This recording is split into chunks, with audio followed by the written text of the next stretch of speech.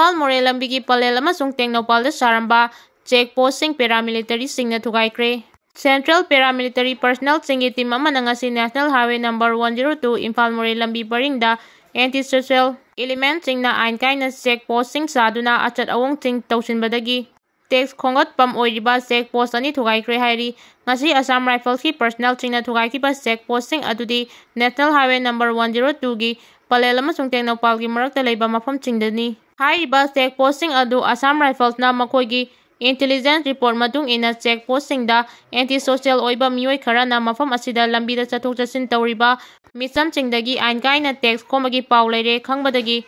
changchin duna check posting adu thugaikibani hairi ngasi check posting adu thugaibagi khongthang adu ngarang Assam Rifles ki official sing amadi khulgi village council gi new single loina na security gi tangda khana nainabagi mifam amada Kunja singna hairiba mafam asi anti-social oiba mioi khara na lambida lakpa gari singdagi ain kaina sel khombagi thabak chatai haina phongdorakibaga loinana Assam Rifles ki tongan ba unit singna mafam aduda sangchinduna hairiba check posting adu thugaiduna mangankibani hairi ngasidagi haukiba bosem na loba class 10 gi exam da mahisangani mahiroi yangkai humdoi exam thaba yahan kidaba note pisin bada CHENNABA police personnel CHEIRAK PIGADBNI DESAM Aranba pambai SIJINNAHNBADA CHENNABA police personnel amadi mahisangani gi punna mahiroi yangkai humdoi exam thaba phangankidabada CHENNABA sing matik chaba CHEIRAK PIGADBNI haina DESAM na takchilagli Hiramasiga Mari Lainana DESAM gi Secretary General Nongthombam Thoitoibana Khudekpiduna press thorakpa chirol asina hairibadi ngasidagi hoduna pangthokiba Board of Secondary Education Manipurna loba chahi asigi class 10 gi exam da board asina aranba pambai SIJINNAHNBADA Laukhatpa khongthang singi manung chana mahiroi lup asibu center tareta yengchin khongchachatki ngasi center taret haibadi Little Master English School Samuro Brilliant Public School Samuro Wangoi Higher Secondary Yumnam Hidrom Higher Secondary School Chanambam Thambau Higher Secondary School Mayang Imphal and Tomchau Higher Secondary Mayang Imphal amadi Usiwa High School ni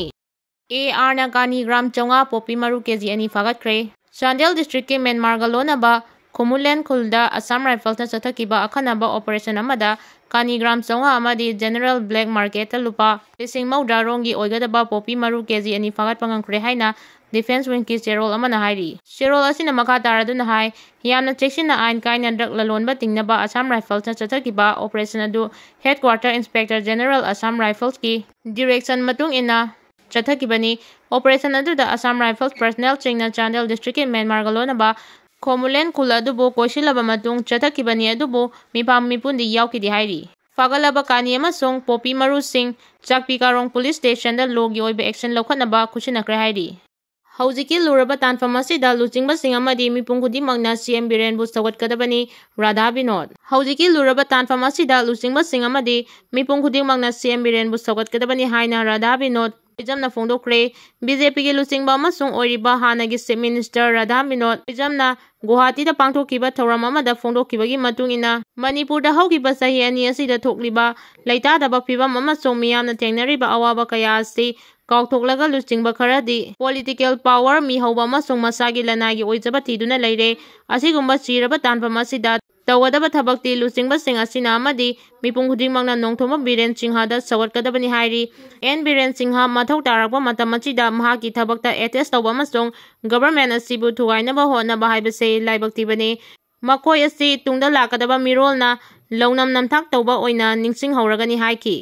BJP gi MLA singa chatminariba political parties singi MLA singi oiba mipamama pangthokkibaga loinana anoba lengak semnaba governor da che pisilaba yana leire Bharat lengak na Manipur Legislative Assembly suspended animation thamjinkibaga loinana president rule thamjinkraba matungda athuba matamgi manungda Manipur lengak semnaba BJP gi MLA sing amadi BJP ga chatminariba political parties singi MLA singi oiba mipamama pangthokkibaga loinana Athuba matangi manungda anauba luchingba ama khanbaga loinana lengang ama semnaba hayeng Manipur gi governor da cherol ama pisilaba yana leire hairi masigi matung ina lamdam asigi miyamgi ihul khangna BJP gi MLA singi oiba mipam ama ngasi nomanini gi mamangda Imphal East district ki mapam ama da pangthokre hairi pauche sina thajaba yaba mapamdagi pangba paugi likun amagi matung inadi BJP gi MLA sing amadi makoina chatminariba political parties singi MLA singna lauriba phirep asi BJP Manipur Pradesh amadi center lengangna ꯊꯕꯛꯇ ꯑꯣꯟꯊꯣꯛꯅꯕ ꯍꯣꯠꯅꯔꯛꯇ꯭ꯔꯕꯗꯤ MLAꯁꯤꯡ BJP ꯊꯥꯗꯣꯛꯇꯨꯅ ꯃꯥꯒꯤ ꯈꯨꯗꯣꯡꯆꯥꯕ ꯌꯦꯡꯈꯤꯕ ꯌꯥꯏ ꯍꯥꯏꯅꯁꯨ ꯅꯥꯀꯣꯏꯅꯅ centre ꯑꯃꯗꯤ BJP Manipur state ꯌꯨꯅꯤꯠꯀꯤ ꯂꯨꯆꯤꯡꯕꯁꯤꯡꯗ ꯐꯣꯡꯗꯣꯛꯄ ꯂꯩꯈ꯭ꯔꯦ ꯍꯥꯏꯔꯤ꯫ ꯑꯗꯨꯝ ꯑꯣꯏꯅꯃꯛ ꯆꯞ ꯆꯥꯕ ꯄꯥꯎꯗꯤ ꯐꯪꯕ ꯉꯝꯗ꯭ꯔꯤ꯫ ꯗꯤ ꯄ꯭ꯔꯤꯟꯠꯀꯤ ꯔꯤꯄꯣꯔꯠ ꯑꯃꯒꯤ ꯃꯇꯨꯡ ꯏꯟꯅꯗꯤ ꯍꯧꯖꯤꯛ CM ꯐꯝꯗꯒꯤ ꯊꯥꯗꯣꯛꯈ꯭ꯔꯕ ꯃꯇꯨꯡꯗ BJPꯒꯤ MLAꯁꯤꯡ ꯍꯥꯏꯕꯗꯤ TS ꯕꯤꯁ꯭ꯋꯔꯖꯤꯠ ꯑꯃꯗꯤ ꯒꯣꯕꯤꯟꯗꯥꯁ ꯀꯣꯟꯊꯧꯖꯝ CM ꯑꯣꯏꯅꯕꯒꯤ ꯅꯥꯀꯣꯏꯅꯅ ꯂꯝꯕꯤ ꯌꯥꯠꯂꯤ꯫ ꯑꯗꯨꯒ ꯆꯤꯐ ꯃꯤꯅꯤꯁꯇꯔ ꯑꯣꯏꯔꯝꯕ N ꯕꯤꯔꯦꯟꯕꯨ ꯌꯥꯅꯤꯡꯗꯕ ꯀꯥꯡꯕꯨꯅꯤ ꯍꯥꯏꯅ ꯌꯥꯝꯅ ꯀꯟꯅ ꯉꯥꯡꯅꯔꯤꯕ ꯁ꯭ꯄꯤꯀꯔ ꯊꯣꯛꯆꯣꯝ ꯁꯩꯇ꯭ꯌꯕ꯭ꯔꯇ, MLA Y ꯈꯦꯝꯆꯥꯟ ꯑꯃꯗꯤ MLA TS ꯔꯥꯙꯦꯁ꯭ꯌꯥꯝꯒꯤ ꯃꯔꯛꯇ ꯑꯅꯧꯕ CM ꯑꯣꯏꯅꯕ ꯈꯟꯕ ꯉꯝꯗꯗꯨꯅ ꯍꯧꯖꯤꯛꯁꯨ ꯂꯩꯔꯤ ꯍꯥꯏꯅ ꯄꯥꯎꯒꯤ ꯂꯤꯈꯨꯟ ꯑꯃꯅ ꯍꯥꯏꯔꯤ꯫ ꯐꯟꯗ ꯂꯥꯟꯅ ꯁꯤꯖꯤꯟꯅꯩ ꯍꯥꯏꯔꯨꯕ MLA ꯑꯦꯁꯦꯝꯕ꯭ꯂꯤꯗꯒꯤ ꯇꯥꯟꯊꯣꯛꯈ꯭ꯔꯦ꯫ ꯑꯁꯥꯝꯒꯤ ꯐ꯭ꯂꯦꯒꯁꯤꯞ ꯄ꯭ꯔꯣꯒ꯭ꯔꯥꯝ ꯑꯃ ꯑꯣꯏꯔꯤꯕ ꯖꯜ ꯖꯤꯕꯟ ꯃꯤꯁꯟꯒꯤ ꯐꯟꯗ ꯂꯥꯟꯅ ꯁꯤꯖꯤꯟꯅꯈ꯭ꯔꯦ ꯍꯥꯏꯅ ꯑꯦꯁꯦꯝꯕ꯭ꯂꯤꯗ ꯂꯥꯎꯔꯨꯕ ꯔꯥꯏꯖꯔ ꯗꯜꯒꯤ MLA ꯑꯈꯤꯜ ꯒꯣꯒꯣꯏ ꯉꯁꯤ ꯑꯁꯥꯝ ꯂꯦꯖꯤꯁꯂꯦꯇꯤꯚ ꯑꯦꯁꯦꯝꯕ꯭ꯂꯤꯗꯒꯤ ꯇꯥꯟꯊꯣꯛꯈ꯭ꯔꯦ꯫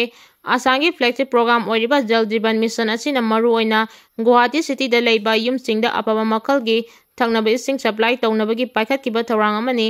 ꯑꯈꯤꯜ ꯒꯣꯒꯣꯏꯅ ꯍꯥꯏꯔꯤꯕ ꯐ꯭ꯂꯦꯒꯁꯤꯞ ꯄ꯭ꯔꯣꯒ꯭ꯔꯥꯝ ꯑꯁꯤꯒꯤ ꯊꯥꯔꯛꯄ ꯁꯦꯟꯐꯝꯁꯤꯡ ꯂꯥꯟꯅ ꯁꯤꯖꯤꯟꯅꯊꯣꯛꯈ꯭ꯔꯦ ꯍꯥꯏꯔꯗꯨꯅ ꯑꯇꯩ ꯃꯤꯑꯣꯏꯁꯤꯡꯅ ꯑꯇꯣꯞꯄ ꯄ꯭ꯔꯣꯖꯦꯛꯇꯁꯤꯡꯒꯤ ꯐꯟꯗꯒꯤ ꯂꯥꯟꯅ ꯁꯤꯖꯤꯟꯅꯕꯁꯤꯡꯒꯤ ꯃꯊꯛꯇ ꯑꯋꯥꯡꯕ ꯊꯥꯛꯀꯤ ꯏꯟꯚꯦꯁꯇꯤꯒꯦꯁꯟ ꯇꯧꯒꯗꯕꯅꯤ ꯍꯥꯏꯗꯨꯅ ꯍꯥꯎꯁꯇ ꯗꯤꯃꯥꯟꯗ ꯇꯧꯈꯤ꯫ ꯑꯈꯤꯜ ꯒꯣꯒꯣꯏ ꯍꯤꯔꯝ ꯑꯁꯤꯒ ꯃꯔꯤ ꯂꯩꯅꯅ ꯑꯁꯥꯝꯒꯤ ꯃꯤꯅꯤꯁꯇꯔ ꯑꯃꯅ ꯃꯉꯣꯟꯗ ꯆꯩ ꯊꯥꯡꯈꯤꯕꯁꯤꯡ ꯑꯗꯨꯅ ꯃꯔꯝ ꯑꯣꯏꯔꯒ ꯃꯉꯣꯟꯗ ꯄꯔꯁꯣꯅꯦꯜ ꯑꯦꯇꯦꯛ ꯇꯧꯔꯛꯄꯗꯒꯤ ꯃꯍꯥꯛ ꯑꯦꯁꯦꯝꯕ꯭ꯂꯤ ꯑꯁꯤꯗꯒꯤ ꯇꯥꯟꯊꯣꯔꯛꯈꯤꯕꯅꯤ꯫ ꯁ꯭ꯀꯨꯜ ꯑꯣꯊꯣꯔꯤꯇꯤꯅ ꯃꯍꯩꯔꯣꯏ 38ꯒꯤ ꯐꯣꯔꯝ ꯐꯤꯜꯑꯞ ꯇꯧꯔꯝꯗꯕꯗꯒꯤ ꯉꯁꯤꯗꯒꯤ ꯍꯧꯈꯤꯕ ꯃꯦꯇ꯭ꯔꯤꯛ ꯑꯦꯛꯖꯥꯝ ꯊꯥꯕ ꯐꯪꯈꯤꯗ꯭ꯔꯦ꯫ ꯕꯣꯔꯗ ꯑꯣꯐ ꯁꯦꯀꯦꯟꯗꯔꯤ ꯑꯦꯗꯨꯀꯦꯁꯟ ꯃꯅꯤꯄꯨꯔꯅ ꯂꯧꯕ ꯉꯁꯤꯗꯒꯤ ꯍꯧꯔꯤꯕ ꯀ꯭ꯂꯥꯁ 10 ꯑꯦꯛꯖꯥꯝ ꯁꯔꯨꯛ ꯌꯥꯒꯗꯕ ꯃꯍꯩꯔꯣꯏ 38ꯒꯤ ꯐꯣꯔꯝ ꯐꯤꯜꯑꯞ ꯁ꯭ꯀꯨꯜ ꯑꯣꯊꯣꯔꯤꯇꯤꯅ ꯇꯧꯔꯝꯗꯕꯗꯒꯤ ꯑꯦꯛꯖꯥꯝ ꯊꯥꯕ ꯐꯪꯈꯤꯗ꯭ꯔꯦ꯫ ꯃꯍꯩꯔꯣꯏꯁꯤꯡ ꯑꯃꯗꯤ ꯃꯃꯥ ꯃꯄꯥꯁꯤꯡꯅ ꯕꯣꯁꯦꯝꯅ ꯍꯥꯏꯔꯤꯕ ꯃꯍꯩꯔꯣꯏꯁꯤꯡ ꯑꯁꯤ ꯑꯦꯛꯖꯥꯝ ꯊꯥꯕ ꯌꯥꯍꯟꯕꯤꯌꯨ, ꯃꯍꯩꯔꯣꯏꯁꯤꯡꯒꯤ ꯄꯨꯟꯁꯤ ꯀꯟꯕꯤꯌꯨ ꯍꯥꯏꯅ ꯐꯣꯡꯗꯣꯔꯛꯂꯤ꯫ ꯉꯁꯤ ꯏꯝꯐꯥꯜ ꯏꯁꯀꯤ ꯃꯅꯨꯡ ꯆꯟꯅ ꯂꯩꯕ ꯁꯑꯣꯡꯕꯨꯡ ꯁꯥꯏꯔꯦꯝꯗ ꯂꯩꯕ ꯄꯤ ꯅꯥꯝꯖꯣꯡꯂꯣꯡ ꯍꯥꯏ ꯁ꯭ꯀꯨꯜꯗ ꯄꯥꯡꯊꯣꯛꯄ ꯄꯥꯎꯒꯤ ꯃꯤꯐꯝ ꯑꯃꯗ ꯑꯦꯛꯖꯥꯝ ꯊꯥꯕ ꯐꯪꯗ꯭ꯔꯕ ꯃꯍꯩꯔꯣꯏ ꯋꯥꯏꯈꯣꯝ ꯇꯝꯕꯥꯆꯅꯥ ꯆꯅꯨꯅ ꯐꯣꯡꯗꯣꯔꯛꯄꯗꯒꯤ ꯉꯁꯤꯗꯒꯤ ꯍꯧꯔꯤꯕ ꯃꯦꯇ꯭ꯔꯤꯛ ꯑꯦꯛꯖꯥꯝ ꯑꯁꯤꯗ ꯃꯍꯩꯔꯣꯏ ꯑꯃ ꯑꯣꯏꯅ ꯑꯦꯛꯖꯥꯝ ꯊꯥꯕ ꯐꯪꯗꯕꯁꯤ ꯃꯔꯤ ꯂꯩꯅꯕ ꯑꯣꯊꯣꯔꯤꯇꯤꯁꯤꯡꯅ ꯑꯃꯗꯤ ꯕꯣꯁꯦꯝꯅ ꯃꯍꯩꯔꯣꯏꯁꯤꯡꯒꯤ ꯇꯨꯡꯒꯤ ꯄꯨꯟꯁꯤꯒꯤ ꯈꯟꯕꯤꯗꯨꯅ ꯑꯦꯛꯖꯥꯝ ꯑꯁꯤ ꯊꯥꯕ ꯐꯪꯍꯟꯕꯤꯌꯨ꯫ ꯆꯍꯤ ꯃꯥꯡꯕ ꯍꯥꯏꯕꯁꯤ ꯃꯍꯩꯔꯣꯏꯁꯤꯡꯒꯤ ꯄꯨꯟꯁꯤ ꯃꯥꯡꯕꯅꯤ꯫ ꯃꯍꯩꯔꯣꯏꯁꯤꯡꯒꯤ ꯃꯥꯏꯀꯩꯗꯒꯤ ꯃꯇꯝ ꯆꯥꯅ ꯐꯣꯔꯝ ꯐꯤꯜꯑꯞ ꯇꯧꯅꯕ ꯁꯦꯜ ꯄꯤꯈꯤ ꯑꯗꯨꯕꯨ ꯁ꯭ꯀꯨꯜ ꯑꯣꯊꯣꯔꯤꯇꯤꯅ ꯐꯣꯔꯝ ꯐꯤꯜꯑꯞ ꯇꯧꯔꯝꯗꯕꯅ ꯃꯔꯝ ꯑꯣꯏꯔꯒ ꯉꯁꯤꯗꯒꯤ ꯍꯧꯗꯨꯅ ꯕꯣꯁꯦꯝꯒꯤ ꯃꯈꯥꯗ ꯄꯥꯡꯊꯣꯛꯂꯤꯕ ꯀ꯭ꯂꯥꯁ 10ꯒꯤ ꯑꯦꯛꯖꯥꯝ ꯑꯁꯤ ꯊꯥꯕ ꯐꯪꯗꯕꯅꯤ꯫ ꯂꯣꯏꯅꯅ ꯕꯣꯁꯦꯝꯅ ꯃꯈꯣꯏꯕꯨ ꯁ꯭ꯀꯨꯜ ꯑꯁꯤꯗꯒꯤ ꯅꯠꯇ꯭ꯔꯕꯁꯨ ꯑꯇꯣꯞꯄ ꯄꯥꯝꯕꯩ ꯑꯃ ꯌꯦꯡꯕꯤꯗꯨꯅ ꯑꯦꯛꯖꯥꯝ ꯑꯁꯤ ꯊꯥꯕ ꯌꯥꯅꯕ ꯍꯣꯠꯅꯕꯤꯌꯨ ꯍꯥꯏꯅ ꯐꯣꯡꯗꯣꯛꯈꯤ꯫